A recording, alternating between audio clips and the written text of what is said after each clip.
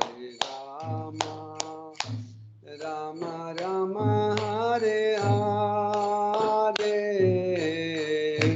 Hare Krishna, Hare Krishna, Krishna Krishna Hare Hare,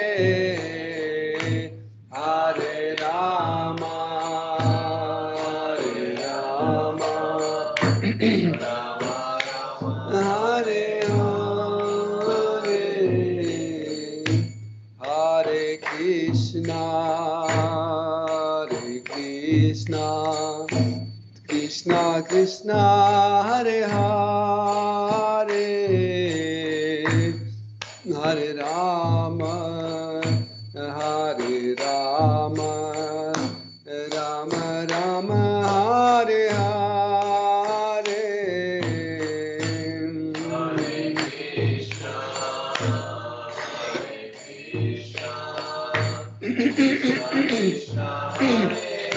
Krishna, Krishna Krishna Hare Hare,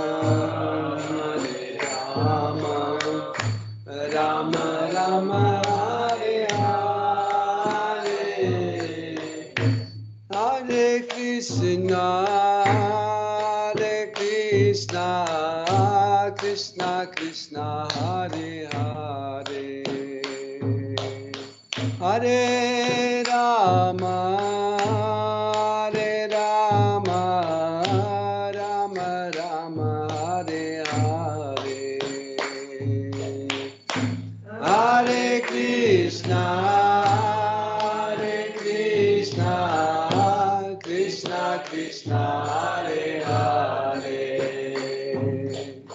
Hare Rama, Hare Rama, Rama Rama Hare Hare, Hare Krishna, Hare Krishna, Krishna Krishna Hare Hare,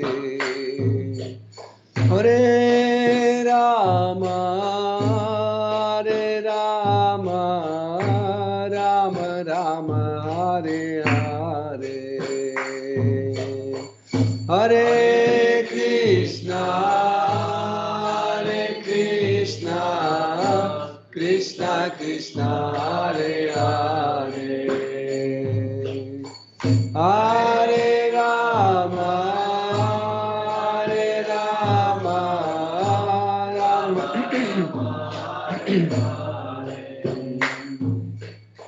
Hare Krishna, Hare Krishna, Krishna Krishna Hare Hare, Hare Rama, Hare Rama, Rama Rama Hare Hare,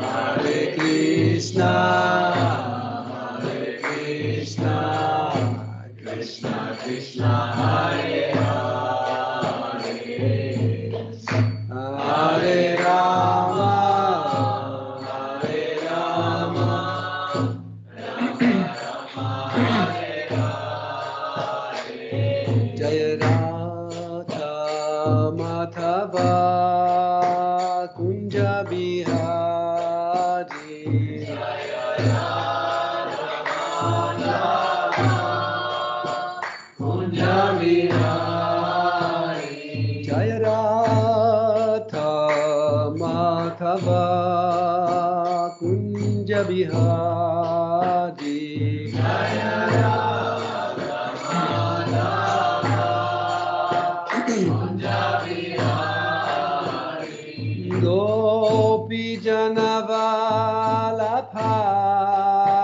Girivaradhari, Gopi Janavalabha Girivaradhari, Gopi Janavalabha Girivaradhari, Gopi Janavalabha Girivaradhari, Yashodanandana Braja Janaranjana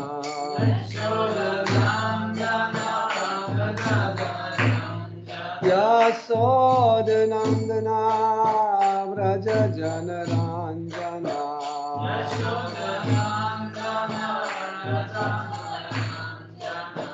Jamuna Tira Vanacharya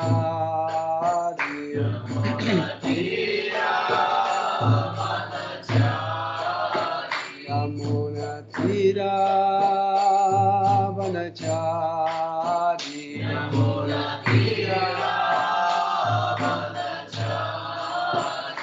Jaya Ratha Madhava Kunja Vihari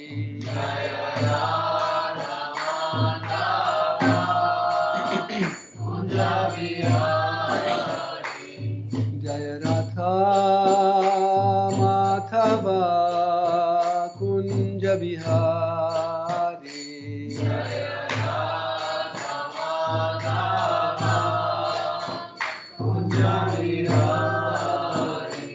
Jai Jai Shri Rath Parisishwar ki Jai Shri Nitai Sakti Sutadvaita Chandra Gadadhar Shivasadi Gaura Bhakta Vrinda ki Jai Shri Jagannath Swami Patita Pavana ki Jai Shri Jagannath Shri Baladev Shrimati Subhadra Devi ki Jai Jai Sitaram Lakshman Hanuman Bharat Shatrugna Ayodhya Dhama ki Jai Shri Vrindavan Dhama ki Jai Tulsi Maharani Bhakti Devi ki Jai Shri Gauranga Nitai Gosai ki Jai Shri Shri Gaur Nitai ki Jai Shri Guru Parampara ki Jai Saraswati Devi ki Jai Shri Prabhupada ki Jai Toute gloire de vos assemblées.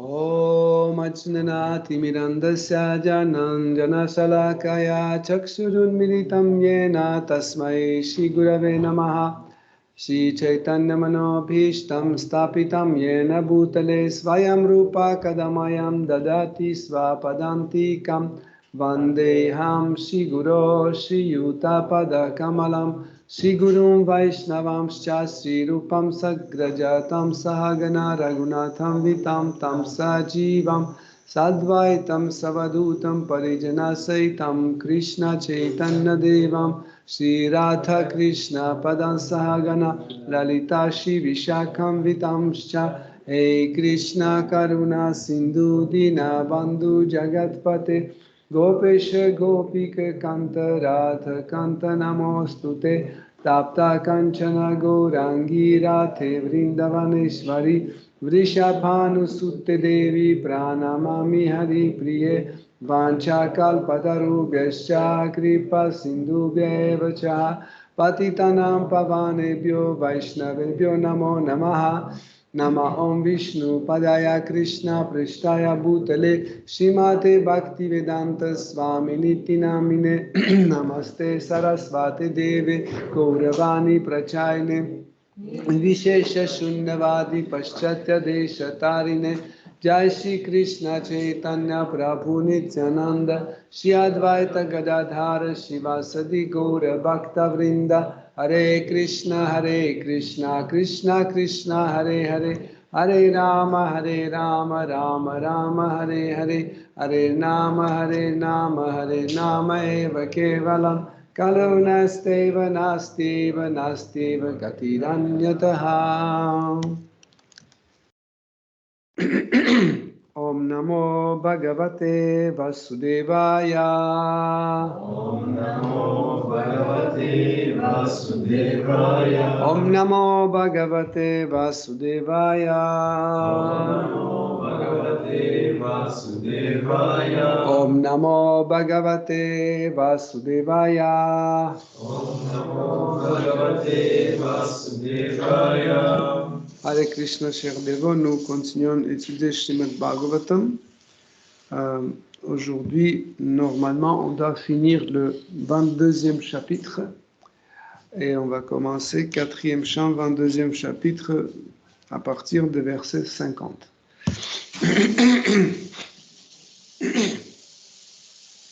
Karmani cha yattha kalam, yattha desham, yattha balam, yathochitam, yattha vitam, akarot brahma satkritam. Traduction.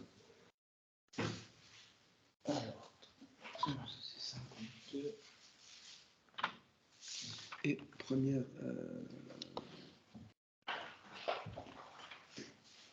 Voilà. Un paragraphe.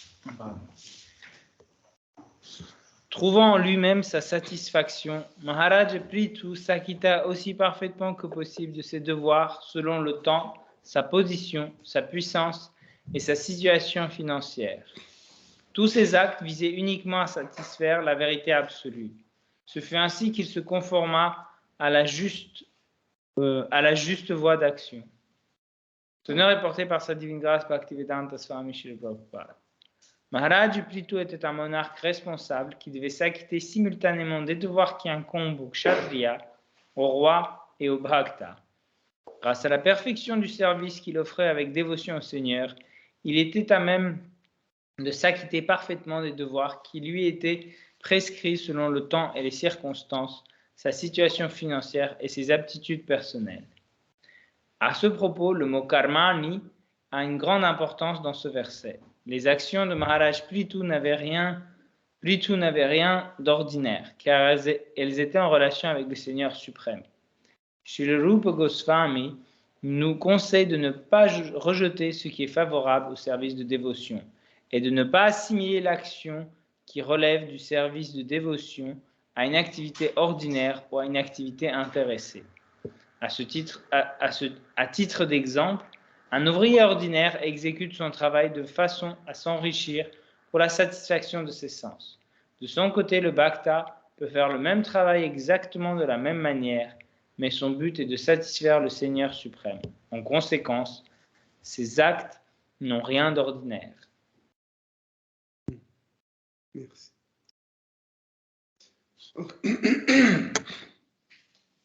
Nous continuons d'étudier l'épisode de Prithu Maharaj où Maitreya Muni décrit les qualités transcendantales de Prithu Maharaj. Donc, il est dit dans ce verset que Prithu Maharaj était un Atmarama. Donc, vous savez que Atmarama veut dire celui c'est quelqu'un qui est autosatisfait. Ça veut dire qu'il trouve la satisfaction en lui-même. Qu'est-ce que cela veut dire? Que les choses qui se trouvent au-delà de son intérieur, en fait, lui rend indifférent. Okay? Donc, s'il y a la nourriture, il va manger. Il n'y a pas de nourriture, il ne va pas manger. S'il est possible de dormir, il va dormir. Si ce n'est pas possible, il ne va pas dormir. S'il doit passer la nuit dans un hôtel à 5 étoiles, il va passer dans 5 étoiles. S'il faut dormir sur le trottoir dans la rue, sur un bout de carton, il va dormir sur la rue. Ça veut dire, pour lui-même, il n'y a aucune importance. Pourquoi? Parce qu'il est déjà satisfait en lui-même. C'est comme vous, par exemple, quand on a bien mangé, on a fini, on est complètement satisfait, la nourriture qui se trouve devant nous, ça ne nous intéresse plus. Pourquoi? Parce que nous sommes déjà satisfaits. Okay? Mais c'est quoi qui nous amène en fait cette satisfaction? C'est très très important cette chose. Si vous réalisez ça, ça sera vraiment une sorte d'accélérateur dans votre vie spirituelle. Donc, il faut penser toujours comme ça. Il faut voir la conscience Krishna en nous-mêmes et pas nous dans la conscience Krishna. Ça veut dire, c'est que, en fait, peu importe, en fait,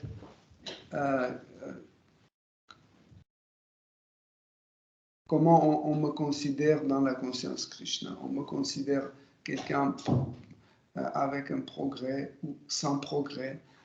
on me considère que je suis initié ou pas initié, on est gentil avec moi ou pas gentil, ça n'a aucune importance. Le plus important, c'est que Krishna est en moi. Ça, c'est le vrai, en fait, état d'un Atmarama. Vous comprenez?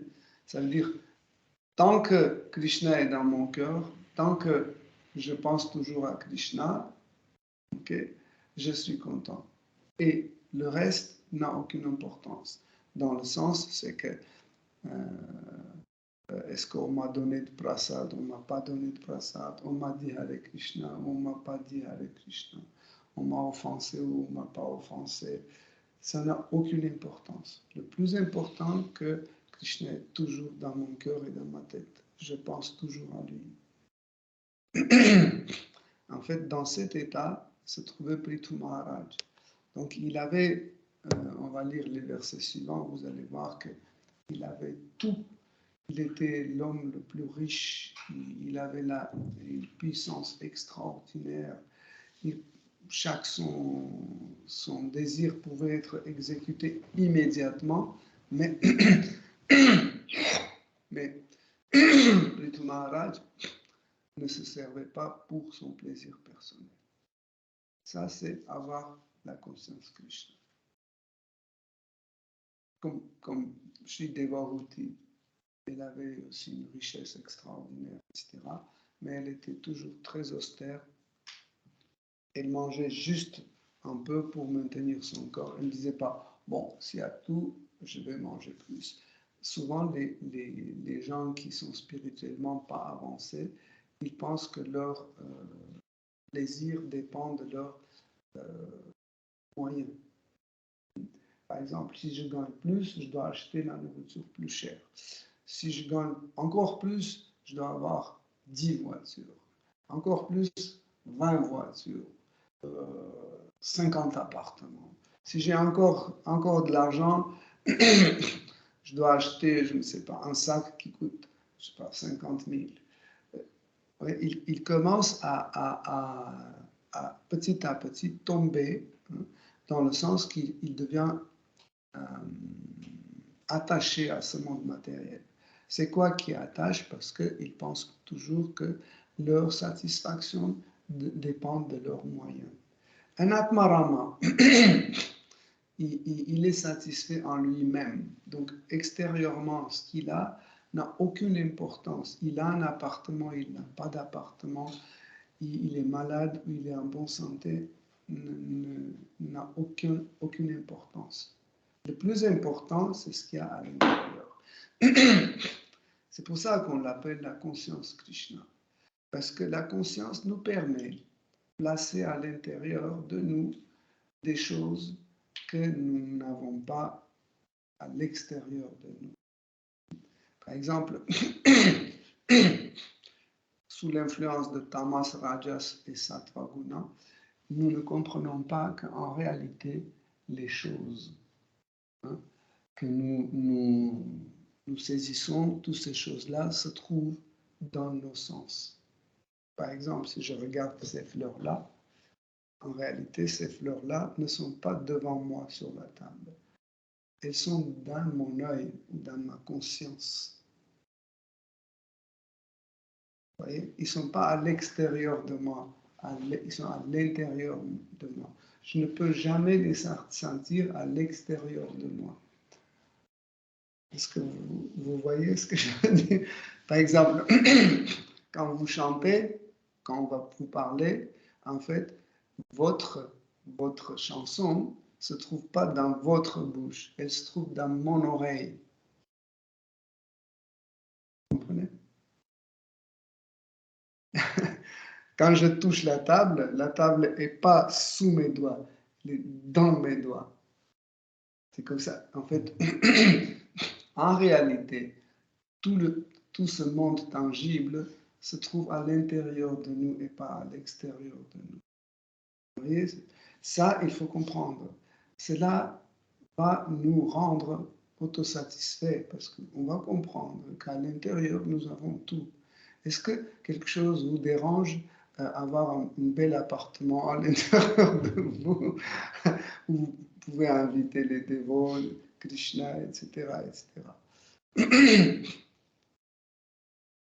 Est-ce qu'il y a un obstacle? Non. C'est quoi qui, en fait, enlève cet obstacle? La conscience. Mais pourquoi, à l'intérieur de nous, Krishna n'est pas présent? Parce qu'on ne l'a pas invité. On n'a pas voulu. Juste, on n'a pas voulu.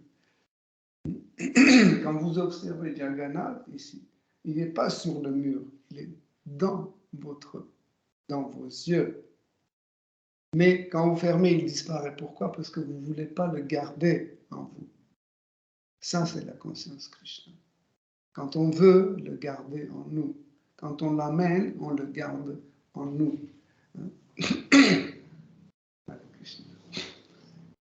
Ça, c'est une faute que nous faisons souvent. Nous pensons que Krishna habite au temple. Ou, je ne sais pas, notre murti qui sont chez nous, sur l'autel, parce qu'on a découpé un Krishna de Srimad Bhagavatam, on a mis, c'est pas un vrai Krishna. Le vrai Krishna, il doit être absolument en bronze, grand, et amené de l'Inde, ou je ne sais pas, installé par quelqu'un d'autre. Non. Est-ce qu'on a voulu que Krishna soit présent dans cette image? Est-ce qu'on veut qu'il soit en nous? Tout dépend de ça. Et Prithu Maharaj était cette personne qui gardait tout le temps Krishna en lui-même. Tout ce qu'il faisait, il faisait pour sa satisfaction. Dans certains épisodes, Maitreya Muni, il dit une phrase extraordinaire. Il dit qu'il faisait des choses comme s'il faisait ça pour soi-même, pour lui-même. Vous comprenez cette phrase? Quand on fait quelque chose pour nous-mêmes, on fait vraiment bien, parce que c'est pour nous. Il disait, il faisait pour Krishna de telle façon comme s'il faisait ça pour lui-même. Tellement bien, tellement important, tellement, avec tellement d'efforts, etc. Tu peux lire Atmarama le verset suivant.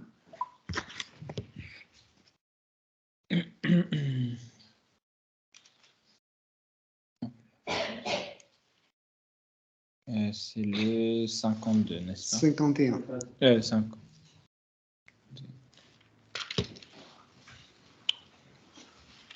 Ah, voilà. Verset 51.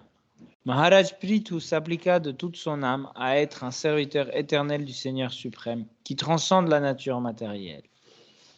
En conséquence, il offrit tous les fruits de ses œuvres au Seigneur, le possesseur de toutes choses, dont il se considérait toujours le serviteur. Jusqu'au fin du chapitre.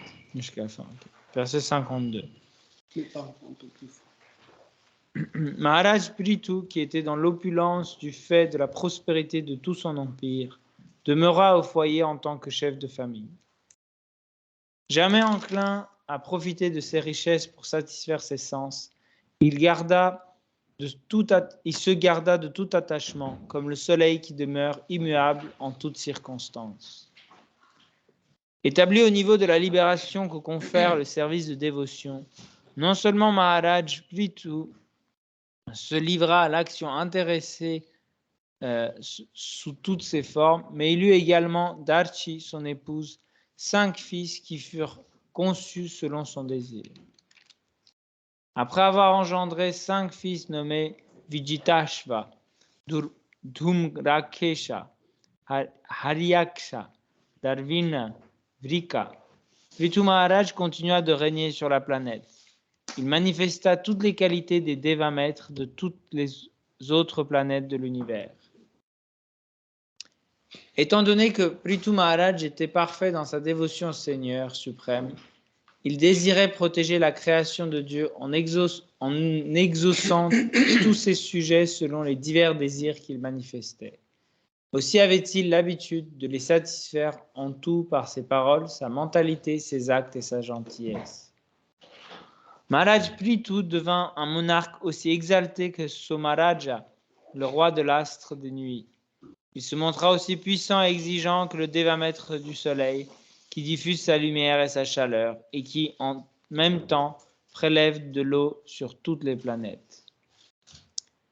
La puissance de Maharaj Prithu était telle que nul ne pouvait désobéir à ses ordres, pas plus qu'on ne pourrait dompter le feu lui-même. Il jouissait d'une telle puissance qu'on le compare à Indra, le roi des cieux, dont la force est insurmontable. D'autre part, Maharaj Prithu se montrait aussi tolérant que la terre, et il pouvait, comme le ciel, combler tous les désirs des hommes. Comme la pluie, Maharaj Prithu savait satisfaire les désirs de chacun. Il rappelait l'océan ce que nul ne pouvait saisir ses profondeurs, et sa détermination était aussi inébranlable que Meru, le roi des montagnes. L'intelligence et l'éducation de Maharaj Prithu étaient en tout point comparables à celle de Yamaraj, le prince de la mort. Sa splendeur rappelait celle de l'Himalaya, qui recèle toutes les pierres précieuses et tous les métaux rares. Son opulence égalait celle de Kuvera, le trésorier des planètes éternelles, et nul ne pouvait percer ses secrets, car ils étaient aussi impénétrables que ceux du Deva Varuna.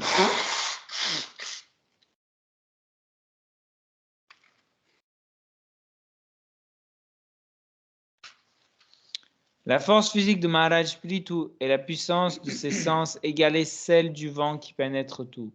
Son intolérance était tout à fait comparable à celle de Sada Shiva, le tout-puissant Rudra qui émane de Shiva. Sa beauté égalait celle de Cupidon, et il se montrait aussi circonspect que le lion. Son affection rappelait exactement celle de Svayambhuva Manu, et il était aussi habile que Brahma dans l'art de régner. Dans sa conduite personnelle, Prithu Maharaj faisait preuve de toutes les vertus, et sa connaissance spirituelle égalait celle de Brihaspati. Il était aussi maître de lui que le Seigneur suprême. En matière de dévotion, il s'inspirait de celle des bhaktas qui sont partisans de la protection de la vache et qui servent en toute soumission le maître spirituel et le brahmana. Sa douceur de caractère et sa réserve étaient parfaites, et lorsqu'il se livrait à quelque œuvre philanthropique, c'était avec le même zèle que s'il avait poursuivi son intérêt personnel. La renommée de Maharaj Prithu fut proclamée dans l'univers entier, dans les systèmes planétaires inférieurs, intermédiaires et supérieurs. Et ses gloires, aussi douces à entendre que celles de Shri Ramachandra, parvinrent aux oreilles de toutes les dames et personnes saintes. Ainsi s'achèvent les enseignements de Bhaktivedanta sur le 22e chapitre du 4e chant du Srimad Bhagavatam, intitulé Prithu Maharaj rencontre les 4 Kumars. Donc, dans ce chapitre, comme conclusion, il y a une comparaison entre Prithu Maharaj et Seigneur Ramachandra. Ce n'est pas par hasard, parce que, en fait, Seigneur Ramachandra, c'est une des manifestations de Sri Krishna qui était très dévoué à son devoir, mais ça lui, et il faisait tout pour que les autres fassent leur devoir, mais en même temps, il était aimé par tout le monde. Aujourd'hui, quand on oblige les autres à faire leur devoir, on devient détesté. Tout le monde commence à nous détester parce qu'ils pensent que nous sommes un dictateur où on applique la violence, etc. etc. Mais, vous voyez, Prithu Maharaj et Shri Ramachandra, en fait, ils faisaient tout pour que tout le monde respecte la loi, tout le monde suive la loi, tout le monde fasse son devoir, mais en même temps, ces monarques étaient adorés. C'est vraiment exceptionnel. Pourquoi? Parce que ces monarques-là, ils n'agissaient jamais de son propre intérêt. Et de son propre nom non plus. Il disait qu'en fait, vous devez faire ce que Krishna dit. Il ne disait pas, vous devez faire ce que je dis. Par exemple, Hiranyakashipu ou Maharaj Vena, les démons comme ça, il disait que vous devez faire ce que je vous dis. Et la vérité, c'est ce que je vous dis, et pas ce qui est écrit dans les livres sacrés. voyez. Donc, comme ça, en fait, ils étaient vraiment aimés parce que aussi, en occupant un poste aussi important comme empereur de la terre, Sri Ramachandra ou Prithu Maharaj, ils menaient la vie d'un homme ordinaire. C'est très difficile à imaginer qu'un roi peut vivre comme un homme ordinaire. Qu'est-ce que ça veut dire vivre comme un homme ordinaire? Chaque homme doit respecter son dharma, son devoir, il doit appliquer son devoir. Et, Prithu Maharaj, Seigneur Ramachandra, ce qu'il faisait, juste, il appliquait leur devoir. Mais ce n'était pas suffisant juste appliquer ce devoir, parce que si on applique juste notre devoir, okay, sans comprendre le sens de ce devoir, nous pouvons petit à petit aller vers la propre satisfaction, hein, et aller vers ce qu'on appelle voie de karma kanda, ça veut dire d'intérêt personnel. Tandis que, comme nous avons expliqué plusieurs fois, un des aspects les plus importants de bhakti, c'est anukulyena, ça veut dire faire plaisir à Krishna. Tout ce que nous faisons, seul but, c'est faire plaisir à Krishna. Donc, normalement, un homme ordinaire doit agir comme ça. Donc, et Maharaj Prithu, il s'est abandonné complètement à Shri Krishna. Dans la Bhagavad Gita, Krishna dit, quand un homme célèbre fait quelque chose, l'homme ordinaire le suit.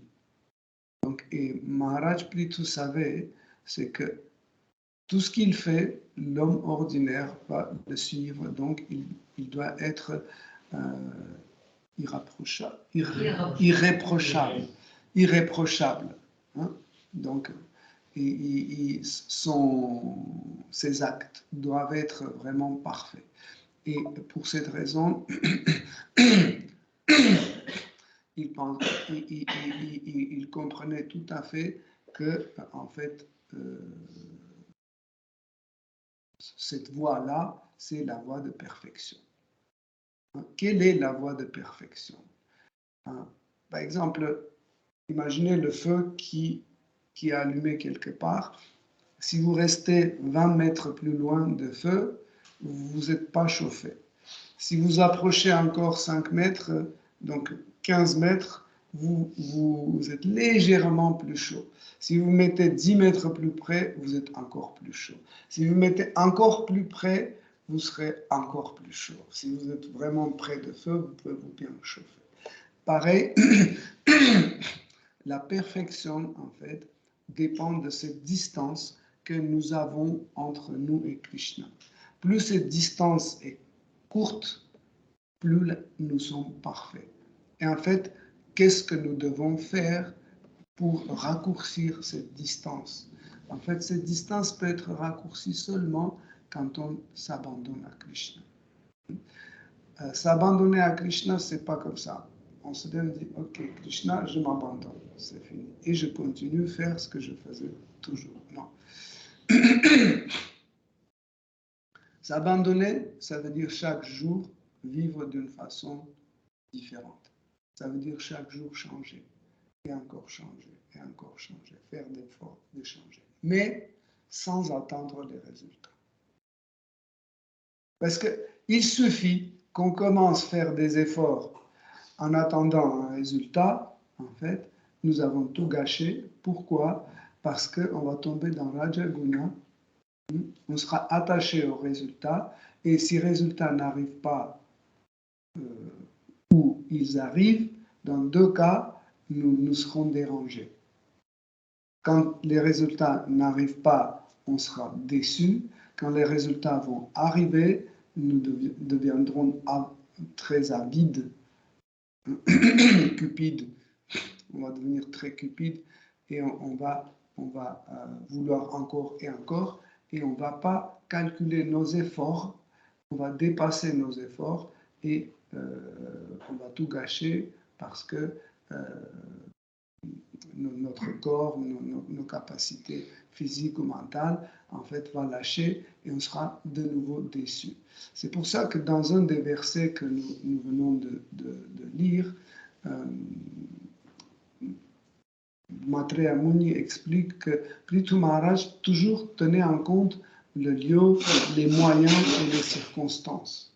C'est qu'il faisait tout selon ses capacités. Okay? Mais toujours en comptant sur Krishna. Qu'est-ce que ça veut dire ça? Toujours compter sur Krishna, c'est ça qui veut dire s'abandonner. Quand on compte toujours sur Krishna et pas sur nos efforts, ça veut dire nous appliquons nos efforts que nous avons. Les Shastras disent que celui qui n'agit pas selon ses capacités, c'est un pécheur. Soit c'est les capacités financières, soit c'est les capacités physiques ou mentales. Si, par exemple, imaginez que je suis quelqu'un hyper riche, un milliardaire, et je fais une donation à Yoga Lyrique, 3 € ou 5 €. Donc, c'est un péché automatique. Ou j'achète pour Krishna les bananes soldées qui ont tout abîmé, etc. Donc ça, c'est un péché. Mais celui qui a 2 €, il donne 1 € à Krishna, il donne la moitié de ce qu'il possède. Okay? Donc, ça veut dire qu'il agit selon ses moyens. Et Prithu Maharaj, il ne demandait de ses subordonnés plus qu'il pouvait faire. Quand nous occupons une position de quelqu'un qui a les gens qui dépendent de lui, par exemple, nous sommes, je sais pas, un président, un gourou, un chef de famille, etc., nous devons toujours prendre en compte l'intérêt de tout le monde. C'est très difficile à faire. Pourquoi? Parce que quand on prend une décision, chaque personne pense que c'est injuste, les autres sont plus favorisés que moi. Guru l'aime les autres plus que moi. Regarde, il lui a dit Hare Krishna, il ne m'a pas dit Hare Krishna. Il lui a donné une fleur, il ne m'a pas donné. On pense que nous sommes défavorisés, mais ça veut dire que nous n'avons pas compris le principe d'abandon. Le principe d'abandon, c'est accepter les résultats qui arrivent contre nos efforts. C'est très difficile, hein, parce que nous étions éduqués dès notre enfance, nous étions éduqués toujours faire quelque chose pour nous. Quand on était petit, la première chose qu'on a commencé à pratiquer, c'était mettre tout dans notre bouche. On prenait des choses et on mettrait dans notre bouche. C'est rare quand vous voyez un enfant qui prend et qui met dans la bouche de quelqu'un d'autre. Hein? C'est le principe moi pour moi et à moi. C'est toujours ce principe. En fait, c'est ça qui nous dérange. Seul obstacle que nous avons dans ce monde, hein, qui nous dérange d'avancer dans la conscience Krishna, c'est ce principe. Hein, quand on pense toujours en nous. Comment s'en débarrasser? Comment s'en débarrasser? Les Shastras disent Shravanam, Kirtanam, Vishnu Smaranam. Si vous appliquez déjà ces trois-là, vous pouvez déjà ne plus penser à vous. Voyez, parce que Shravanam, c'est quand j'écoute ce qu'on parle de Krishna. Kirtanam, je parle de Krishna. Moi-même, je chante son nom. Smaranam, je me souviens de lui. Donc, je ne laisse pas une place pour moi. Quand je laisse une place pour moi, je commence à poser des questions stupides. Est-ce que je suis heureux? Ça, c'est une des questions les plus stupides que l'homme peut poser à lui-même. Hein? Est-ce que je suis heureux? Ou est-ce que je me sens bien? Est-ce que je suis content? Est-ce que je ne suis pas content? Est-ce que je veux ou est-ce que je ne veux pas? Vous pouvez dire, mais alors, nous ne sommes pas des esclaves, nous ne sommes pas un robot. Non, non, parce que nous avons un désir atteindre quelque chose supérieur qui s'appelle Krishna Prema. C'est notre désir très très fort, ça s'appelle Akuti. Akuti, vous savez, c'est un désir qui vous prend tellement fort que vous pouvez plus désirer rien. Vous voyez? Et en fait, c'est ça en fait, qui nous motive d'oublier notre être. Jésus-Christ disait, si vous n'oubliez pas, vous n'allez jamais m'avoir. Pour avoir Krishna, il faut qu'on oublie nous-mêmes. Et cette méthode, c'est Shravanam, Kirtanam et Vishnu Smaranam. Les plus importants 3 angas de service dévotionnel, 3 parties de corps de service dévotionnel, les plus puissants, les plus forts. Mais les gens ne comprennent pas ça, malheureusement. Et ils pensent que Krishna, c'est un assistant social, c'est un travailleur de la mairie, où on doit aller et lui demander quelque chose pour nous. Ou des fois, on pense que Krishna et son envoyé, le gourou, c'est un animateur de club qui s'appelle Yoga Lyric, ou je ne sais pas, un autre, Bhakti Center, etc. On va, et puis le gourou nous amuse, il dit des choses drôles, intéressantes, cool. Et puis on est très très bien, on s'est bien amusé, on rentre, on dit voilà, le dimanche prochain je vais y aller encore une fois. C'est très intéressant, c'est très amusant. Ça, c'est un jeu de conscience Krishna. C'est pas Sadhana Bhakti. Sadhana Bhakti en lui-même comprend, entre guillemets, une forme de violence. Une violence envers nous-mêmes. Si vous n'appliquez pas cette violence envers vous-même, vous ne pouvez jamais avancer dans la conscience Krishna. Pourquoi? Parce que pour progresser dans le sadhana bhakti, nous devons appliquer le principe de renoncement. Et qu'est-ce que c'est un renoncement? C'est une violence envers nous-mêmes.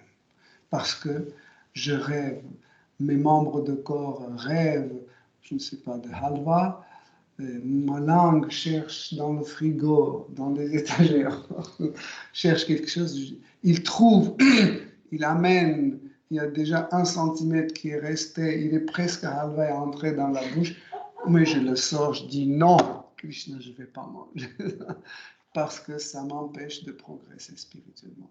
Parce que quand je mange, donc j'ai de tamas qui m'engloutit et je ne peux plus ni chanter mes tours, ni écouter la conférence, donc je renonce. C'est pas que cette halva est mauvaise. Non, c'est un prasad, il ne peut pas être mauvais.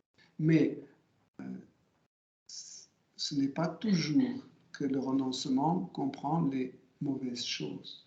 Des fois, on renonce aussi des choses qui sont bonnes.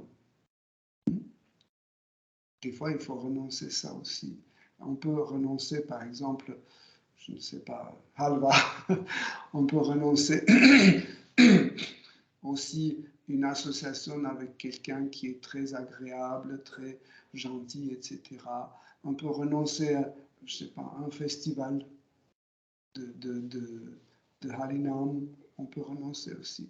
Vous pouvez me dire, mais comment ça peut être mauvais?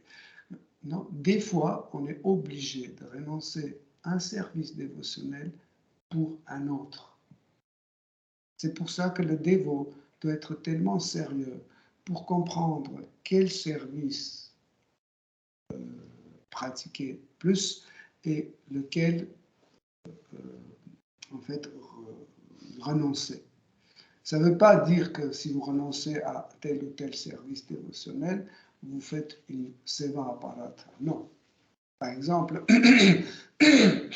si vous savez que vous chantez déjà bien, okay, mais vous ne comprenez pas Beda, Beda, Achita, Tattva, vous ne comprenez pas, donc mieux ne pas aller au Harinam et rester étudier ça.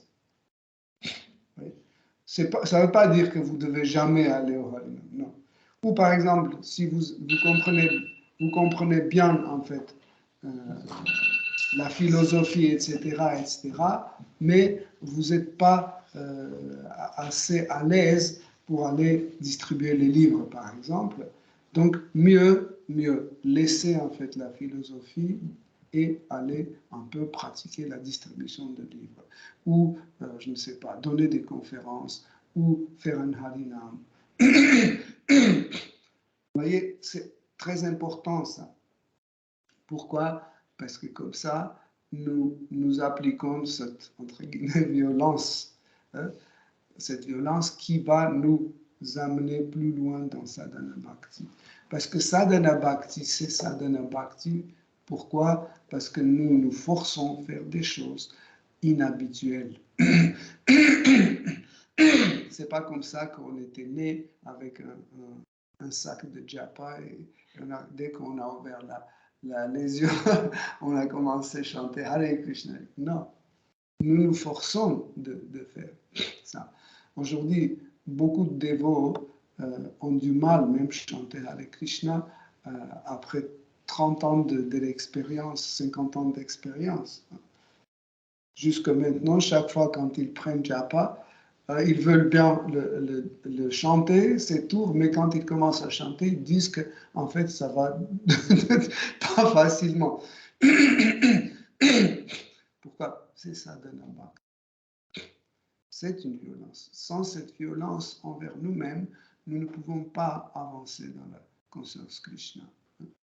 Par exemple, manger un prasad qui n'a pas de goût. C'est difficile, mais des fois, il faut. Des fois, il faut. Pourquoi?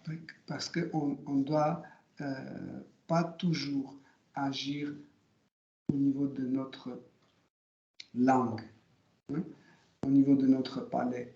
Des fois, on doit agir consciemment. On dit, c'est vrai que ce riz est mal cuit, il n'est pas bien salé, il n'y a pas assez de l'huile, mais c'est un prasad et je vais le manger. Et nous commençons de manger. Parce que nous ne mangeons pas au niveau de la langue, nous mangeons au niveau de notre conscience. C'est un niveau encore plus élevé. Okay. Sri Raghunath Das Goswami, c'est un très bon exemple de cela. Il avait tout l'argent. Son père lui a envoyé des cuisiniers extraordinaires, de la nourriture de très grande qualité, etc., pour qu'on cuisine pour lui. Mais lui, il ne mangeait pas.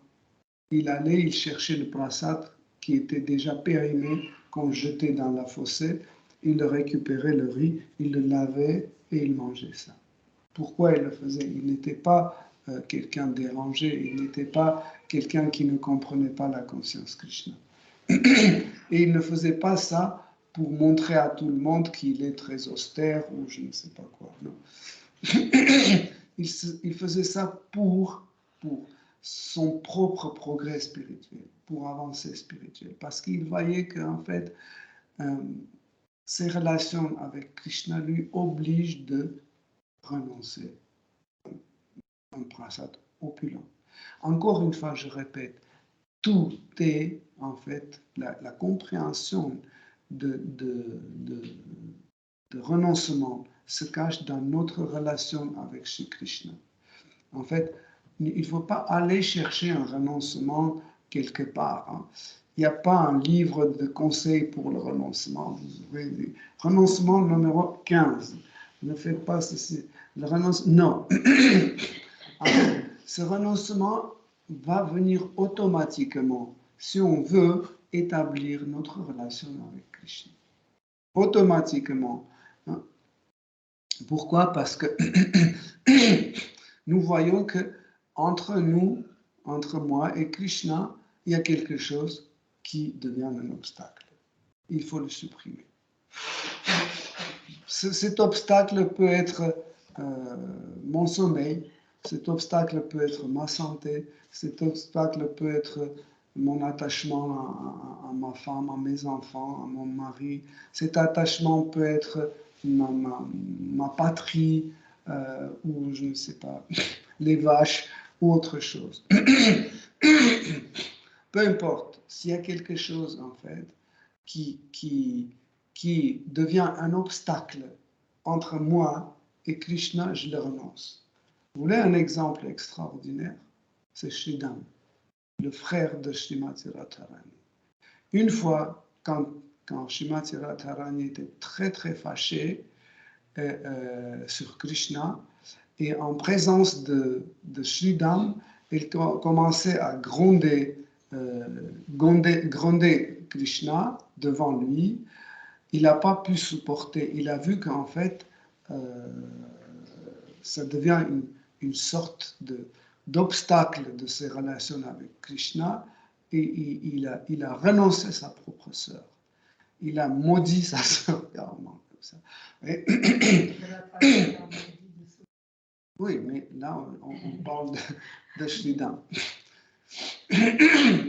Ouais, pourquoi? Parce que c'est devenu un obstacle. Donc, toute chose peut devenir un obstacle. Encore une fois, je vous dis que ça peut être une bonne chose ou mauvaise, entre guillemets. En fait, les choses sont bonnes ou mauvaises, pas parce qu'ils sont bonnes ou mauvaises eux-mêmes. Ils sont bonnes ou mauvaises s'ils nous approchent à Shri Krishna, ce sont des bonnes choses. S'ils ne nous approchent pas à Shri Krishna, c'est des mauvaises choses. Des fois, les maladies deviennent des bonnes choses pour s'abandonner à Shri Krishna. Oui. Tant qu'on est en bonne santé, on fait n'importe quoi, etc., etc.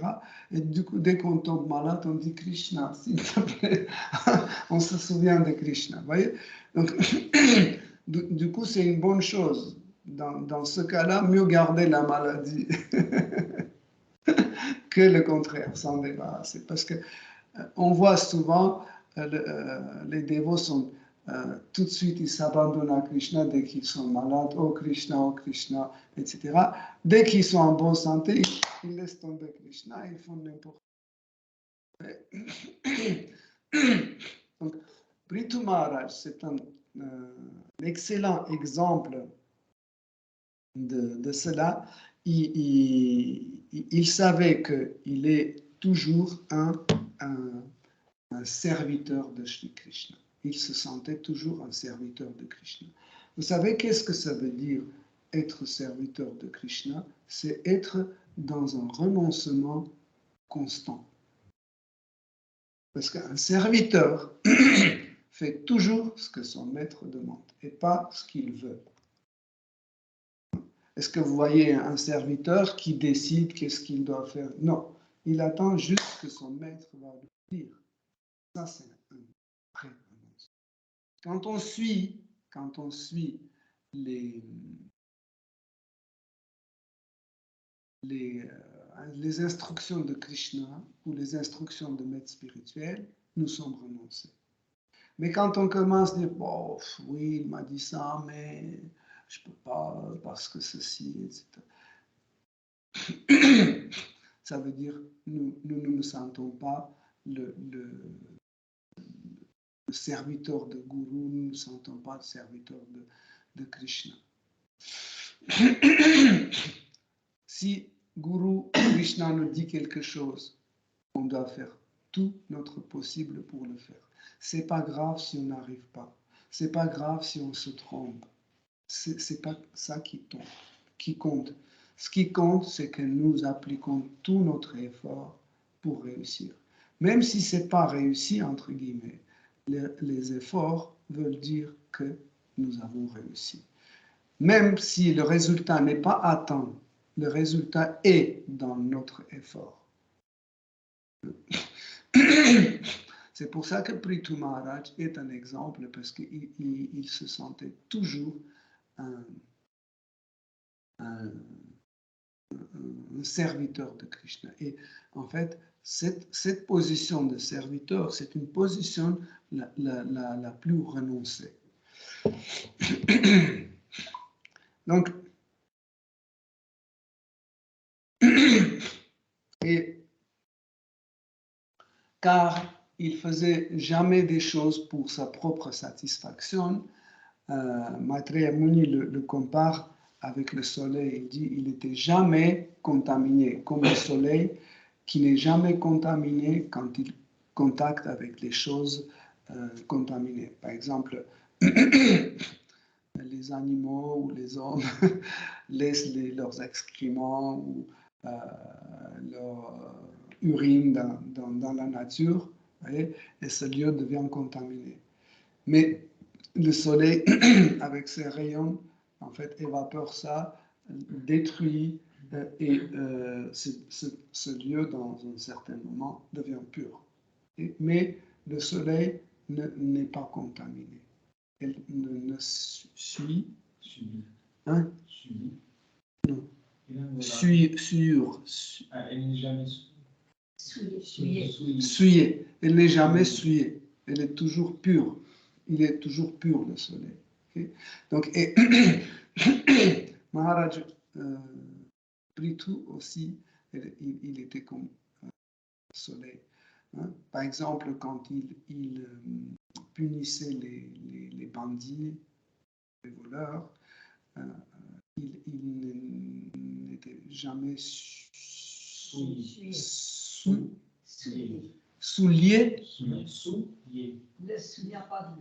Il n'y a pas de L. Ça s'écrit avec, mais c'est lié. Souillé. Il n'était jamais souillé. Pourquoi?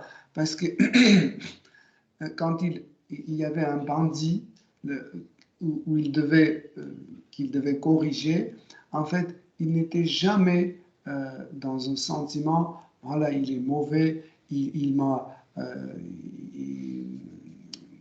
blessé, il m'a offensé, je vais me venger. Non, il n'y avait pas ce sentiment de vengeance ou autre. Quand il punissait un voleur, il punissait pour son bien. C'est très difficile. Hein? Aujourd'hui, si on donne les rênes de pays à nous, on va tuer tout le monde facilement. Il suffit que je sais que c'est un pédophile, même si je ne l'ai pas attrapé, je vais le mettre en prison.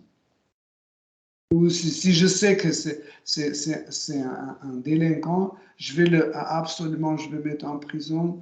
Pourquoi? Parce que je sais que c'est un délinquant. Mais même sans savoir, parce que je suis comme ça, parce que je le sens comme un danger envers moi. Parce que je veux toujours protéger moi-même. Mais Prithu Maharaj n'était pas comme ça. Il savait que chaque être vivant, c'est une petite particule de Krishna. Okay? Et il doit faire bien à chaque petite particule. Et pour cela, il devait être correct avec chaque être vivant. Quand il punissait, encore une fois, quand il punissait un bandit, il punissait pour son bien. Parce qu'il savait que si cette personne reçoit la punition dans cette vie actuelle, son séjour en enfer sera raccourci. Vous savez que pourquoi c'est toujours mieux d'aller et avouer nos péchés et recevoir la punition dans cette vie, parce que si on n'arrive pas à le faire dans cette vie-là, dans la vie suivante, en fait, la réaction sera 10, 100, 1000 fois plus. Okay? Pour cela, Prithu Maharaj était tellement vigilant qu'il voulait absolument punir ces gens-là dans cette vie-là pour qu'ils puissent se débarrasser de leurs péchés ou la plupart de leurs péchés dans cette vie. Donc, comme quelqu'un qui respectait son devoir, il a conçu 5 fils. Il a conçu 5 fils avec son épouse Archidevi. Et ces 5 fils possédaient l'énergie de Prithu Maharaj. Hare Krishna. Bienvenue à Yoga Lyrique. Hare Krishna.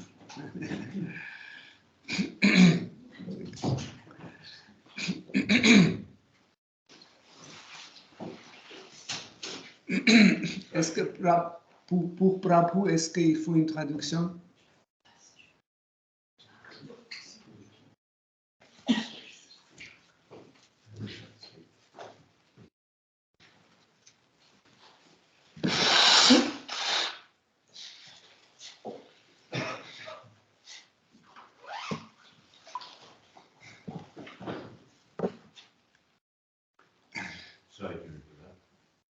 Désolé d'interrompre. Non, il n'y a pas de problème avec Krishna.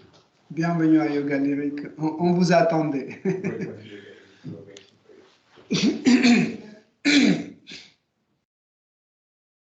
Donc,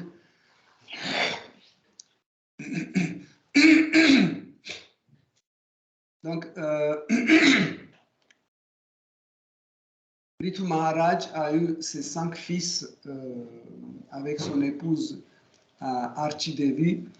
Et comme nous avons déjà expliqué, ils possédaient en fait de la même énergie que leur père.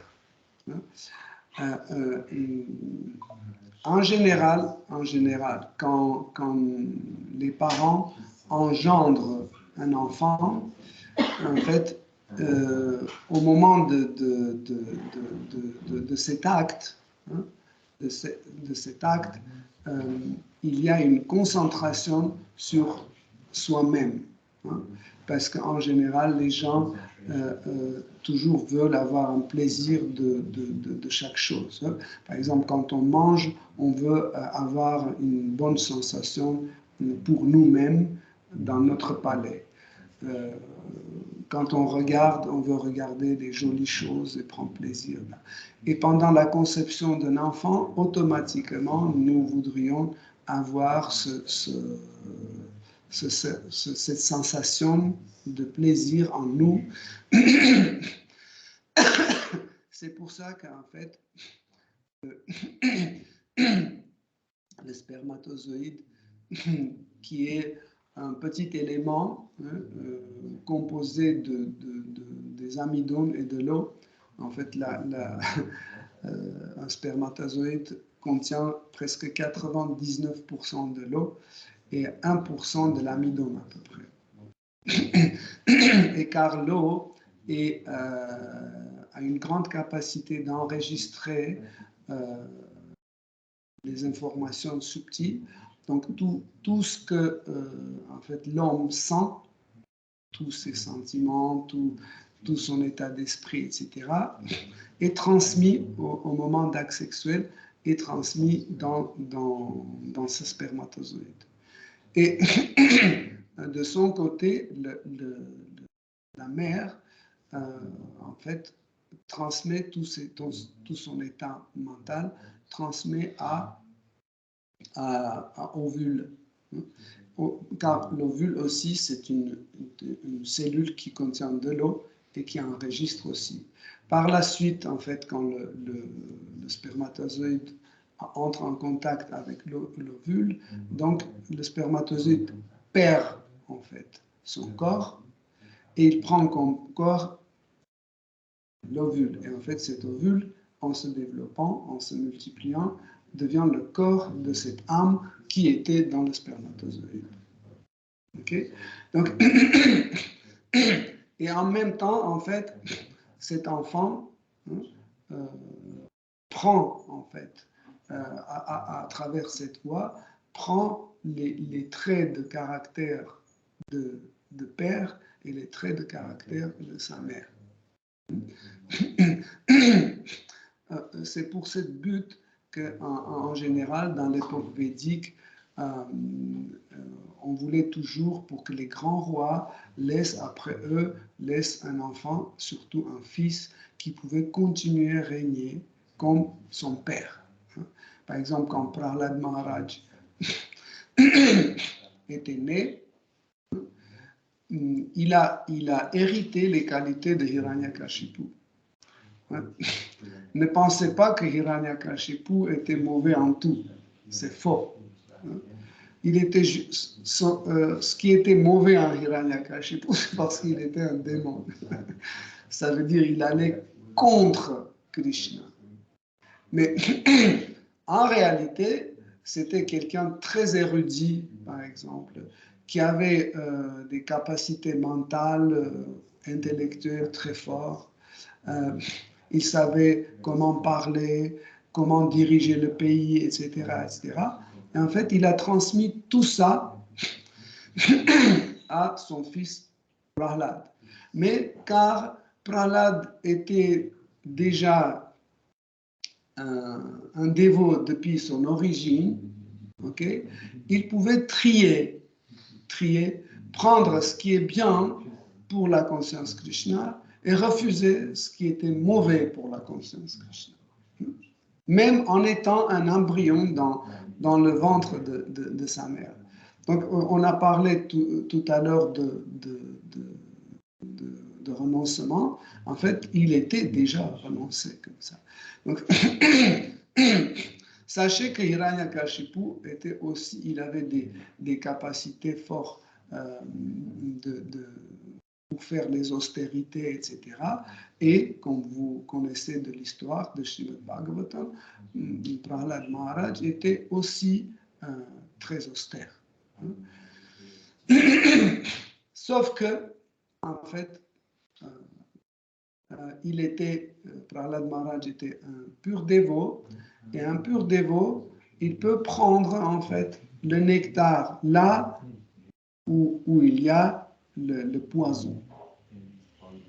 Donc, c'est comme ça qu'en fait, il a pris les qualités qui étaient utiles pour le service dévotionnel, et il n'a pas pris les qualités qui n'étaient pas bonnes pour le service dévotionnel. À son tour, le fils de Prahlad Maharaj, Virochana, lui aussi, il a hérité les bonnes qualités de son père, Prahlad Maharaj. Hein?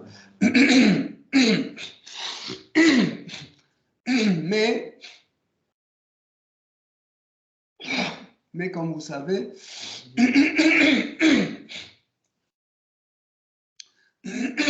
il était un peu séduit par Rajaguna, et il était très attaché d'une mauvaise façon à son père. Hein. Si vous vous souvenez, vendredi, nous avons parlé de l'attachement à Guru. Et on dit qu'il ne faut pas s'attacher à Guru comme à un homme ordinaire. Il faut s'attacher à Guru comme à un représentant de Krishna. De la même façon, en fait, que la faute de Virochana était telle qu'il était attaché à son père, mais pas comme un représentant de Krishna, hein, comme un pur dévot.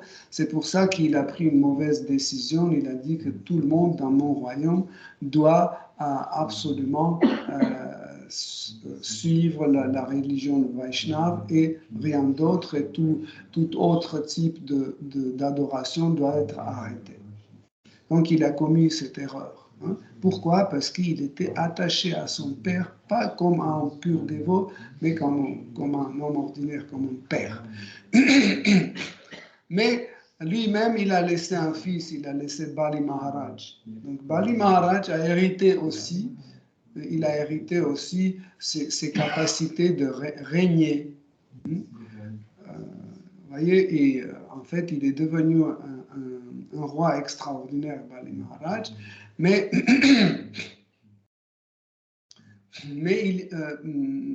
par rapport à son père, il a compris les fautes de son père et les avantages de son grand-père. Voilà pourquoi il était quelqu'un très dévoué à Seigneur suprême. Même s'il, comme son grand-père, il régnait sur le monde des démons, quand même, c'était un dévot. Et ce qui est intéressant, il savait que Seigneur suprême adore les brahmanas et lui-même il adorait les brahmanas. Donc voilà pourquoi en fait il a pu être favorisé par Krishna et il a pu gagner le monde entier. Mais Krishna est venu et il a tout repris. En fait, Krishna donne et Krishna reprend. Pourquoi j'ai donné cet exemple en quelques mots?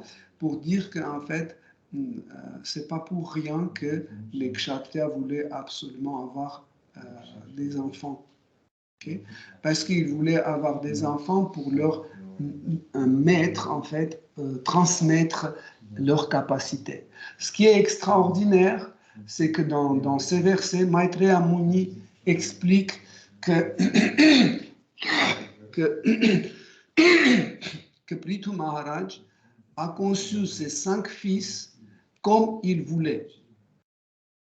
Ça veut dire, au moment de conception, il était dans une méditation spéciale pour que son enfant puisse avoir telle ou telle qualité. Okay? Ça, en fait, à l'époque védique, les gens connaissaient cette technique, comment, en fait, engendrer un enfant avec certaines qualités. Par exemple, ils pouvaient se concentrer de telle sorte pour transmettre une beauté à ses enfants. Ou, par exemple, que cet enfant soit talentueux, ou que cet enfant, je ne sais pas, devient un kshatriya ou un brahmana ou autre. Il pouvait faire ça en lui transmettant cet état mental et certaines qualités. Mais la première chose dans les efforts de Prithu Maharaj, c'était qu'il voulait absolument que ses 5 fils soient les dévots de Krishna. C'est pour ça qu'il les a engendrés avec sa femme Archi, qui est aussi une dévote extraordinaire. Ils se sont concentrés sur cette idée pour engendrer en fait 5 enfants dévots.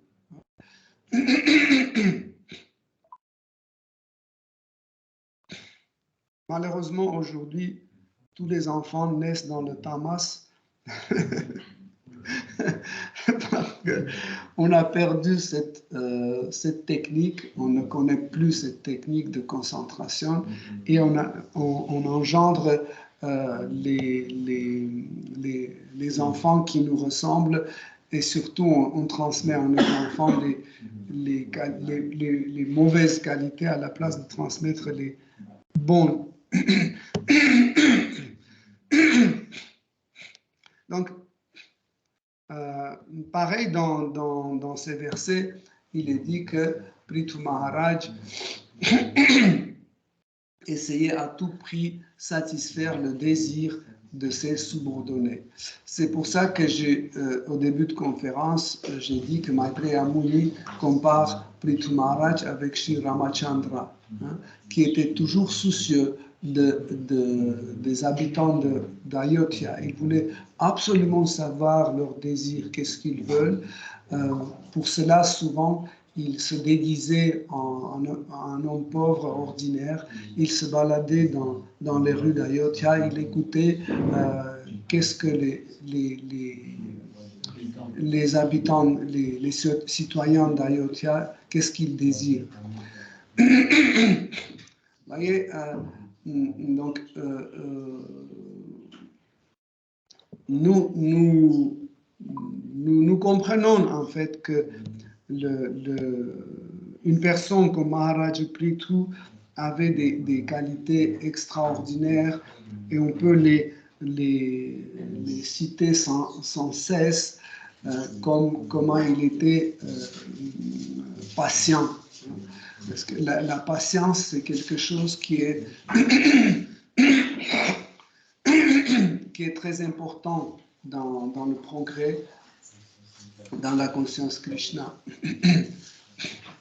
Si nous ne sommes pas patients, nous pouvons gâcher en fait tout ce processus. En Kali Yuga, la patience a pratiquement disparu. Nous voudrions absolument avoir le résultat immédiat. Par exemple, quand on travaille sur l'ordinateur, il suffit de cliquer et l'ordinateur ne nous répond pas, on commence à être énervé. Pourquoi? Parce que nous sommes impatients. Nous voudrions tout de suite le résultat. Et en fait, une des mauvaises surprises de cette impatience, c'est que nous perdons beaucoup en Kali Yuga dans l'éducation. Par exemple, l'éducation, c'est une activité très difficile. Pourquoi? Parce que les fruits de l'éducation ne viennent pas tout de suite. Les fruits de l'éducation sont toujours tardifs. Ils viennent trop tard. Les parents, quand ils éduquent leur enfant, souvent ils pensent qu'il n'y a pas de résultat. Ils disent, ils insistent, ils insistent, et les enfants font toujours la même chose. Et après, ils baissent les bras, ils disent, bon, c'est impossible. Non, en fait, le problème, c'est que les résultats d'une éducation viennent tardivement. Ce n'est pas tout de suite. Hein. Et Prithu Maharaj était très patient avec ses subordonnés, avec ses citoyens.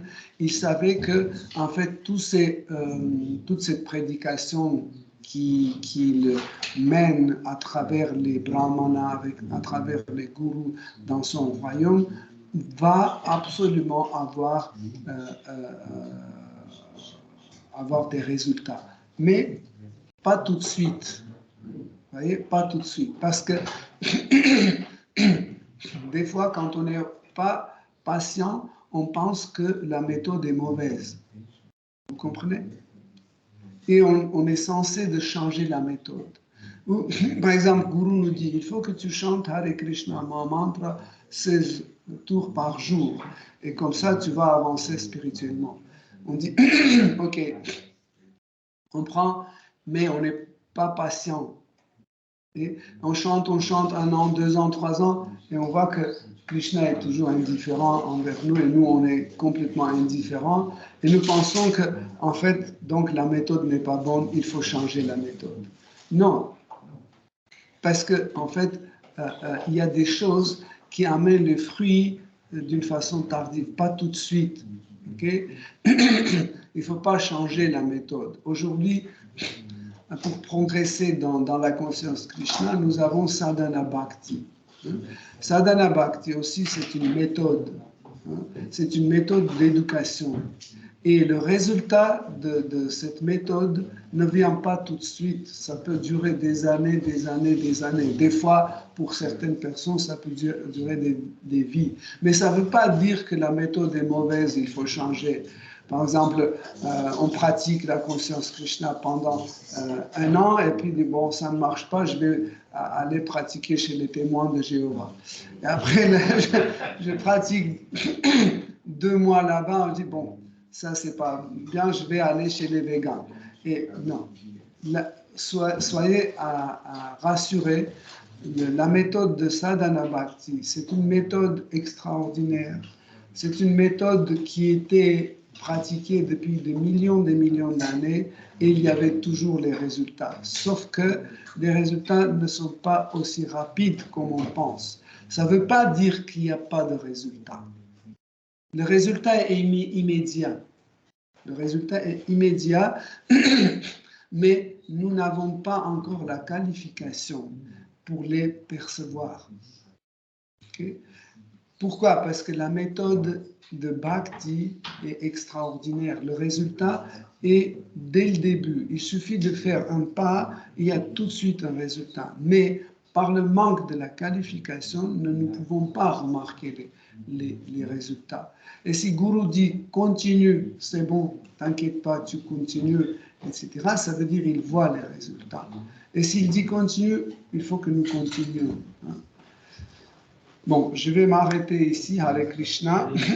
Nous avons fini le 22e chapitre de Srimad Bhagavatam qui raconte les divertissements transcendantaux de Prithu Maharaj. Nous allons commencer le 23e chapitre d'un vendredi prochain qui explique le départ de Prithu Maharaj de ce monde. Parce qu'en fait, Krishna, vous savez bien que Prithu Maharaj était une des manifestations de Shri Krishna avec son épouse Archie, et Krishna vient dans ce monde pour se divertir, et quand ces divertissements s'arrêtent, il retourne chez lui. Donc c'est pour ça que le chapitre suivant est intitulé le retour de Maharaj Prithu à la maison chez Dieu. Hare Krishna. Si vous avez des questions, des commentaires. C'est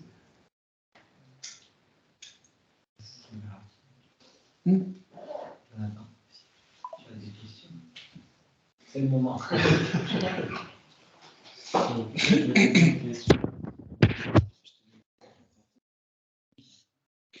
Du coup, tu parles du fait que il faut effectivement se placer dans une posture de serviteur de Krishna. Et du coup, je reviens sur la même question du départ. Dans cette notion de service, comment dissocier ce qui est de l'ordre du moi personnel et ce qui va vraiment être de l'ordre du coup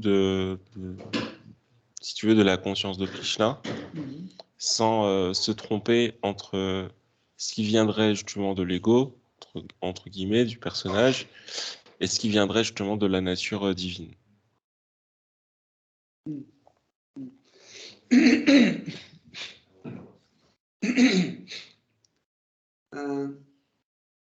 Chaque être vivant est une âme. Nous disons que l'âme est éternelle. Et l'éternité sous-entend une existence. L'existence sous-entend une évolution. Quand une chose existe, elle évolue dans son existence. Pourquoi? Parce que chaque chose existe dans un environnement. Nous ne pouvons pas exister sans un environnement. Okay? Quand tu dis la chaise, je peux toujours demander où est la chaise. N'est-ce pas? Quand tu dis un chien, je peux demander où. Toujours, il doit y avoir un milieu ou un environnement dans lequel cette âme existe. Parce que l'existence sous-entend l'environnement. Par exemple, l'âme, à travers son attention, peut être présente dans le Brahman impersonnel, peut être présent dans les planètes Vaikuntha, peut être présent dans le corps de Mahavishnu, peut être présent dans le monde matériel, dans différents types de corps.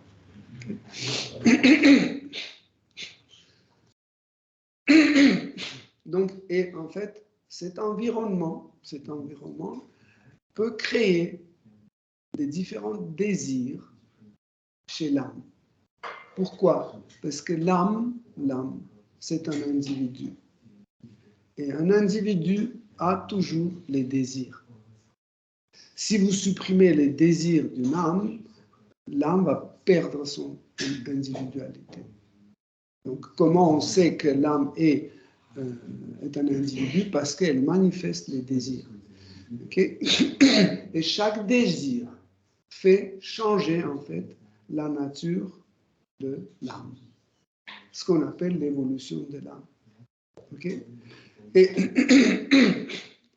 en fait, petit à petit, dans son existence, avec l'influence de temps, parce que le temps, Kala Shakti, est aussi une sorte d'environnement pour l'âme. Et en fait, le temps, Kala Shakti, fait mûrir, en fait, la nature de l'être vivant, d'une âme. Okay? Mais quand, pour telle ou telle raison, il y a infiniment de raisons pour lesquelles nous pouvons venir dans ce monde matériel. Donc l'âme peut être attirée dans ce monde matériel. Et quand l'âme est attirée dans ce monde matériel, pour pouvoir agir dans ce monde matériel, elle doit avoir un corps matériel. Pour cela, il faut que l'âme ait un point de contact avec ce monde matériel. Ce point de contact est le faux ego. Faux ego, on appelle aussi Chidabhasa. Abhasa veut dire l'ombre. Chit, c'est la conscience. C'est une forme de...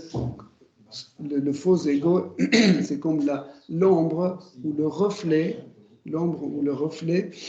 de la conscience. Okay? Donc, pourquoi il est considéré comme un reflet, mais pas comme le vrai? Parce que, en fait, cette conscience n'agit pas dans son état pur, mais il est modifié par 3 gunas. Par la passion, par l'ignorance et par la vertu. Okay? Donc, originellement, tous les désirs de l'âme sont divins. Mais car la conscience transformée d'un être vivant dans le monde matériel lui montre des choses qui n'ont rien à voir avec Krishna, donc ça provoque des désirs qui n'ont rien à voir avec Krishna. Ok? Donc, c'est pour ça que dans le monde matériel, tant que nous ne sommes pas dans la conscience Krishna, nous allons toujours manifester des désirs qui ne sont pas divins. Ce sera toujours les désirs qui ne sont pas liés à Krishna. Okay? Pour cela, en fait, nous avons parlé tout à l'heure de cette méthode appelée Sadhana Bhakti. Cette méthode, c'est une méthode de purification des sens. Quand nos sens qui sont contaminés par la présence de ces 3 modes d'influence de l'énergie matérielle, donc petit à petit, notre vraie conscience commence à se manifester. Est-ce que tu vois un peu? Oui, je vois très bien. C'est un peu comme finalement une ampoule. On peut dire que exactement. C'est la conscience que... Voilà. Si on a un abat-jour, par exemple, imagine qu'il y a une ampoule qui donne la lumière blanche. Si tu mets un abat-jour rouge, on va regarder, on va dire, il y a la lumière est rouge. Mais la lumière n'est pas rouge. Si tu mets un abat-jour bleu, on va penser que la lumière, c'est bleu. Non. L'âme a toujours les bons désirs. L'âme ne peut pas désirer mauvais. Ok? Mais en fait, quand elle est dans le monde matériel, l'âme voit en fait la lumière qui est déjà colorée. Tu vois? Et elle pense que sa lumière est colorée. Et en fait, cet abat-jour, c'est les 3 gunas. C'est la passion, l'ignorance et la vertu. C'est un problème d'identification. Ça veut dire que l'âme s'identifie avec ses désirs plutôt qu'avec son point central. Parce qu'au final, c'est une perception, finalement, de si son désir il est bon ou mauvais. Parce que s'il est dans l'état Krishna, aucun désir n'est bon ou mauvais, il se manifeste simplement. Oui, pour cela, en fait, pendant le sadhana bhakti, pendant ce processus, grâce à la conscience, petit à petit, nous pouvons comprendre la position de Krishna et notre position. Qui sommes-nous et qui est Krishna? Ok? Ça, on peut comprendre. Et ce nous, il existe vraiment, du coup, ou c'est simplement une illusion? Oui, dans le sens, en fait, l'homme peut toujours vérifier l'existence de Krishna, de Dieu. Ce n'est pas compliqué. Juste, il faut appliquer la bonne méthode. Si on applique la bonne méthode, on peut toujours vraiment découvrir Seigneur suprême.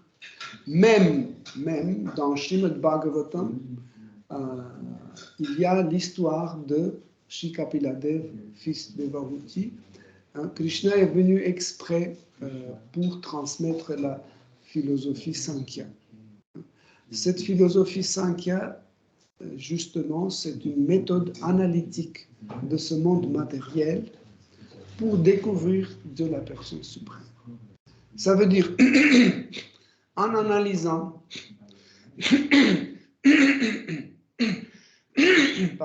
en analysant ce monde matériel qui est la création de Dieu, petit à petit, nous venons à une conclusion que Dieu existe.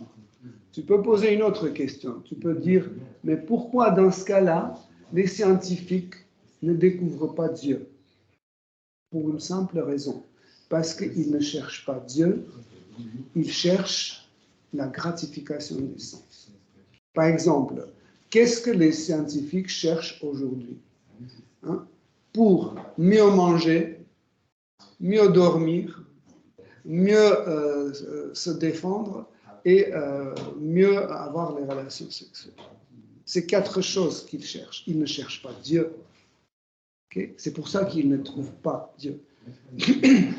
La science cherche comment produire les meilleurs moyens de destruction de l'homme, les meilleures armes nucléaires, etc. etc. Les meilleurs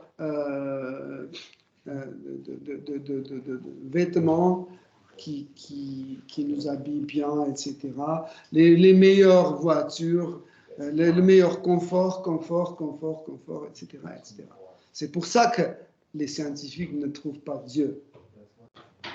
Ils dévient, ils commencent et après ils dévient chaque fois. Pourquoi? Parce que la gratification des sens ne permet pas d'aller jusqu'au bout. Pour cette raison, Sadhana Bhakti, c'est une méthode de renoncement. Si on ne veut pas dévier comme les scientifiques, nous devons suivre cette méthode, qui est une méthode de renoncement. Et comme on a dit, cette méthode de renoncement, il contient en fait une sorte de violence contre nous-mêmes. Nous ne pouvons pas échapper à ça. Parce que si on suit la méthode de confort, etc., on va dévier comme les scientifiques. Okay? Donc nous pouvons arriver à cette conclusion que Dieu existe si nous le cherchons, même en étudiant le monde matériel. Parce que cette création matérielle commence par Krishna. Donc, il est l'origine. Ça veut dire, si on va par le principe cause-conséquence, ou dans l'autre sens, conséquence-cause, conséquence-cause, conséquence-cause, on arrive à la fin à Krishna. Et on voit que Krishna est la cause de toutes les causes. Tu vois? Oui.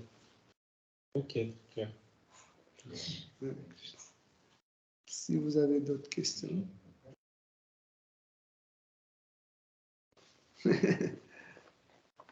Ou des commentaires. Oui. Juste une petite question. Nous avons cité plusieurs qualités glorieuses de Prithu Maharaj.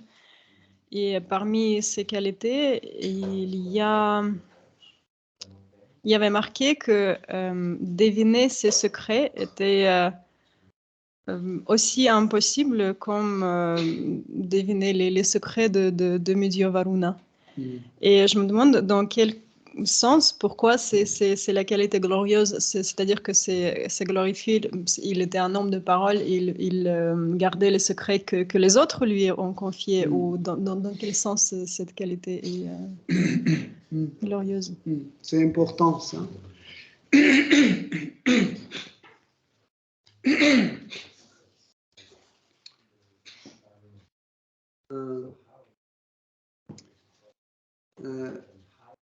Krishna agit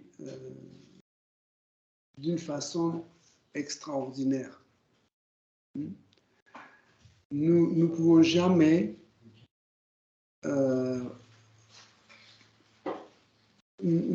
prévoir, en fait, comment il va agir dans tel ou tel cas. Par exemple, est-ce que vous avez remarqué, quand nous sommes en train d'étudier un lila de Krishna qu'on ne connaissait pas avant, on ne peut jamais dire qu'est-ce qu'il va faire. Par exemple, je me souviens quand, il y a plus de 30 ans, je lisais les divertissements de Krishna dans Krishna Book, dans le 10e chant de Srimad Bhagavatam. Et il y avait le passage où Krishna fait disparaître le feu, l'incendie. Quand je dis, et après, il y a la description quand c'est écrit que, et il y avait un énorme feu qui s'est déclenché, etc. Et les amis de Krishna sont venus en disant, Krishna, s'il te plaît, aide-nous, aide-nous. Je dis, mais qu'est-ce qu'il va faire? Qu'est-ce qu'il va faire? Et puis, il a fermé les yeux et l'incendie était éteint. Vous voyez? Quelque chose que tu ne peux jamais attendre, ça. C'était toujours, chaque fois c'est comme ça. Ou quand c'était le démon Agasura, non? Quand il était avec la bouche ouverte, qu'il a longé le chemin, okay? Quand il était... Je lisais, je disais, qu'est-ce qu'il va faire, Krishna? Ben, il a décidé d'entrer à l'intérieur. Il est imprévisible, Krishna. Il est toujours imprévisible. Et ces dévots, en fait, qui comptent toujours sur Krishna, ils sont imprévisibles aussi. Parce qu'eux-mêmes, ils ne savent jamais comment ils vont agir. Ils vont agir comme Krishna va leur dicter. C'est incroyable comme ça. Hein? Par exemple, son dévot doit donner une conférence, il arrive, il se prosterne devant Vyasasana et il voit que dans sa tête, il n'y a rien. Il ne sait jamais qu'est-ce qu'il va dire. Il dit, mais comment je peux donner une conférence si j'ai rien dans ma tête? C'est vide complètement. Et Krishna dit, personne t'a demandé d'avoir quelque chose dans la tête. On t'a demandé juste de faire ton devoir. Assieds-toi et ouvre la bouche. Donc il s'assoit, il ouvre la bouche et Krishna parle. Donc lui-même, il ne sait pas qu'est-ce qu'il devait dire. Vous voyez? C'est pour ça que les autres ne peuvent pas savoir non plus. C'est ça la nuance. Pourquoi? Parce que, en fait, un pur dévot, il compte toujours sur Krishna. Il est sûr qu'en fait, tout ce que il va entreprendre par ses propres idées, par ses propres moyens ou initiatives, ça peut être imparfait. Et qu'est-ce qu'il attend? Comme on disait tout à l'heure, on est le serviteur de Krishna. Ça ne veut pas dire qu'il n'y a pas d'initiative. C'est faux de dire qu'il n'y a pas d'initiative. Mais le problème que cette initiative aussi est gérée par Krishna. Par exemple, regardez, hein, Krishna veut avoir un divertissement, mais pour commencer un divertissement, il faut un prétexte. Ok? Et il lance son dévot dans un prétexte, pour créer un prétexte. Hein? Par exemple, Samba, le fils de Jambavati, qui était une épouse de Krishna à Dvaraka, il est tombé amoureux de la fille de Duryodhana. Donc, et Duryodhana était un ennemi de Krishna. Et c'était pas de question que sa fille devienne la belle-fille de Krishna. Impossible. Okay? Donc, mais Krishna arrange des choses. Vous voyez? Il allume le feu d'amour dans le cœur de Samba. Il tombe amoureux de la fille de Duryodhana. Et qu'est-ce qu'il fait? Au moment de Swayamvara, il va et il enlève la fille de Duryodhana. Et bien sûr, Duryodhana ne supporte pas. Et en fait, Duryodhana, ses frères, Bhishma, Kripa, Drona, ils se jettent sur Samba parce que Samba était un guerrier extraordinaire, très très fort. Ils se jettent tous, ils le kidnappent et ils l'amènent, ils le mettent dans la prison. Okay? Donc, vous voyez, qu'est-ce qu'il a fait le dévot? Il a créé un prétexte pour que Krishna manifeste son divertissement. Et après, tout de suite, à Dvaraka, la nouvelle arrive à Dvaraka et Krishna est informé que son fils est dans la prison à Duryodhana à Hastinapur.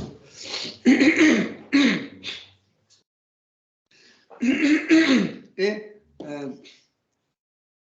Balaram dit, ne bougez pas, je vais régler cette affaire moi-même. Okay? Vous connaissez l'histoire, il va, et en fait, Duryodhana, pour montrer en fait que oui, on est tellement généreux, tu dois nous demander de libérer Samba, comme ça on va libérer, mais il faut d'abord, tu nous pries, s'il vous plaît, est-ce que vous pouvez libérer Samba? Mais il ne connaissait pas Balaram, que Balaram, c'est pas quelqu'un comme ça. Et quand ils sont venus, il a carrément dit, le roi Ugrasen vous ordonne de libérer immédiatement Samba. Et eux, qui considéraient que le roi de Dvaraka, en aucun cas, ne peut jamais donner des ordres à eux, parce qu'ils considéraient que Hastinapur, c'est la ville la plus importante, etc., etc. Bref, ils ont refusé et ils ont lancé un défi à Balaram, et bien sûr, Balaram les a jetés tous, et après, ce qu'il a fait, il a mis en fait sa pioche, il a planté sa pioche dans la terre, et il a commencé à tirer, et il a commencé à traîner Hastinapur. C'est extraordinaire, la ville entière qui est traînée par Balaram. Ouais. C'est un divertissement extraordinaire. Je n'ai pas raconté les détails, mais pourquoi j'ai donné l'exemple? Parce que personne ne savait comment va agir Samba. Et personne ne savait, Samba lui-même, il ne savait pas comment il devait agir, qu'est-ce qu'il va avoir le lieu. Pour ça, un pur dévot qui est complètement abandonné à Shri Krishna, il sait que même s'il y a une idée qui arrive, en fait, il sait que ce n'est pas son idée, c'est l'idée de Krishna. Nous ne pouvons pas spéculer à cet effet. Dire, il y a une stupide idée qui arrive, on dit, Krishna m'a dit, fais cette stupidité et je vais faire cette stupidité. Non. Ça, on peut faire quand on est complètement abandonné. Quand on est complètement abandonné, c'est différent. Hein. Et nous avons parlé de l'abandon plusieurs fois. Et vendredi dernier aussi, on a bien expliqué qu'est-ce que c'est un abandon. Et on a parlé des symptômes de l'abandon aussi, comment nous pouvons petit à petit voir si on est abandonné ou pas du tout, ou on spécule. Vous parlez des secrets. Dans la création, il y avait des secrets. C'était ça. Bon. Oui, secret, c'est pas quelque chose que tu sais et tu caches. C'est que pour les autres, c'était incompréhensible. Qu'est-ce qu'il va entreprendre comme décision? Qu'est-ce qu'il va ordonner? C'était un secret pour tout le monde. C'est la qualité de fraîcheur éternelle de Krishna où on ne sait pas comment il va agir, qu'est-ce qu'il va Oui. faire. Même sachez que Krishna lui-même, il se maintient dans cet état pour toujours prendre le plaisir de ses surprises. Pour cela, en fait, pour prendre le plaisir de ses propres divertissements,